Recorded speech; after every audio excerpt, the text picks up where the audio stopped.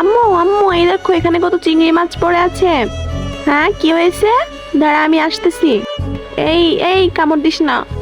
আরে আরে, এই বালতিটা তো ফাটা, দেখো আম্মু, এই পাশ দিয়ে সব মাছ বের হয়ে যাচ্ছে।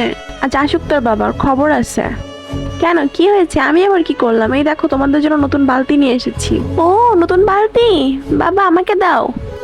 এই দেখো তোমাদের জন্য আরো চিপস নিয়ে এসেছি। তাই নাকি? দাও দাও, আমাকে দাও।